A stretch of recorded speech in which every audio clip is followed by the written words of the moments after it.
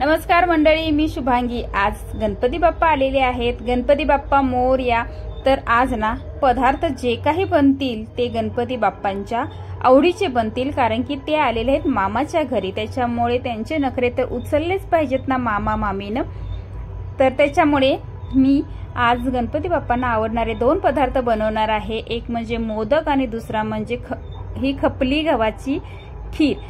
मोदकाची माझी अजून तयारी चाललेली आहे आणि खपली गहू वगैरे हे सगळं भाजून गार व्हायला थोडासा वेळ लागेल, म्हणून म्हटलं पहिले भाजून घेऊया। थोडंसं तूप टाकून ना मी खपली गहू छान असे 5 मिनिटं परतवून घेते बारीक गॅसवरती।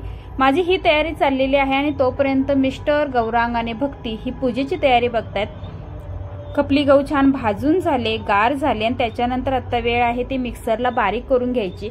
थोडे थोडे करून ना मिक्सरला छान असं बारीक करून घ्यायचं आहे। जर कोणाला अखंडवाले आवडत असतील तर अखंड पण करू शकता, कोणाला असे बारीक आवडतात जसं की मला।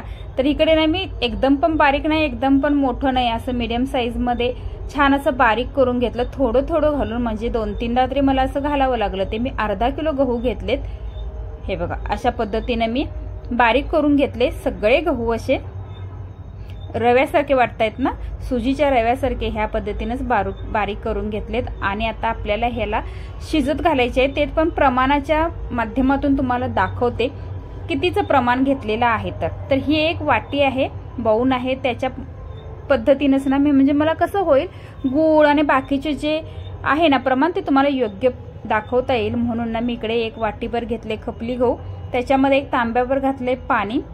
आणि आता आपल्याला ह्याला 4 शिट्ट्या देऊन घ्यायचे। 4-5 शिट्ट्या दिल्या तरी काय हरकत नाही, जास्त शिजतील तेवढी खीर चांगली होते। तर इकडे ना मी कुकरमध्ये 4 शिट्ट्या काढून घेते आणि तोपर्यंत बाकीची तयारी पण करून घेते। कुकरला 4-5 शिट्ट्या झाल्यानंतर आपल्याला समजतं, स्मेल येतेच की बाबा खीर शिजलेली आहे, गहू शिजलेला आहे। इकडे मी गॅस बंद करून घेतला, कुकर छान गार झाला आणि आता आपल्याला हे बाहेर काढून घ्यायचं आहे। जास्तच वाफ येत होती त्याच्यामुळे थोडंसं मला व्हिडिओ थांबवावं लागला आणि मग पहिला भांडं बाहेर काढून घेतलं आणि मग पुन्हा व्हिडिओ स्टार्ट केला, कारण की हाताला चटके बसत होते आणि भांडं झालं होतं बरोबर कुकरच्या मापाचं।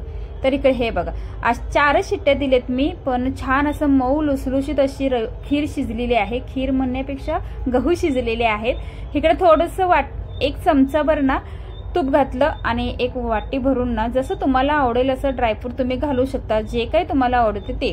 तर मी ते ना मिक्स मध्ये आता ते गणपतीमध्ये मिळतं ना ते पाऊच आणले होते 2, त्याच्यातलंच घेतलं होतं 1 वाटीभर सगळं जे मिक्स असतं ते। तर आणि आता हे सगळं ना थोडंसं भाजून घेतलं आणि खीर ओतून घेतली त्याच्यामध्ये। खीरच सारखं येतं ना, तर खीर नाही गहू ओतून घेतले। चवीनुसार वेलची घालून घेतली, कोणाला कमी आवडते कोणाला जास्त आवडते, मला तर जास्त आवडते। तर इकडे ना 2 चमचे फुल अशी वेलची घालून घेतली। त्याच बाऊलच्या साहाय्यानं अर्धा पूर्ण बाऊल भरून ना गूळ घालून घेतला आणि जेवढं आपण गहू घेतले होते तेवढेच आपण इकडे दूध पण घेणार आहोत। मी ते पाण्याचा अजिबात वापर केलेला नाही, म्हणजे शिजतावेळी पाणी घातले त्याच्यानंतर आपल्याला पाणी वगैरे ह्याच्यामध्ये घालायचं नाहीये। छान असं हलवून ना उकळू देत, गद गद गद असं शिजू दे। फटफट आवाज येतो बघा, कधी पण ना असं एखादा घट्ट पदार्थ होत आला ना असा आवाज येतो, त्याच्यामुळे समजून जातं की छान आता एकजीव झालेला आहे। तर आपली खीर झालेली आहे इकडे। आणि आता 1 बाउलमध्ये काढून घेते, कारण की मला थोडंसं ना नैवेद्य दाखवण्यासाठी काढून घ्यायची होती, कारण की मुलं आहेत ना तर पटकन खातील घेऊन, तर त्याच्यामुळे पहिला नैवेद्याची काढून घेतली। आणि मग आता जाते थोडंसं पूजेचं बघायला, ते पण तुम्हाला लाईव्ह मध्ये दाखवते, लाईव्ह पण बनवण्याचा प्रयत्न करते।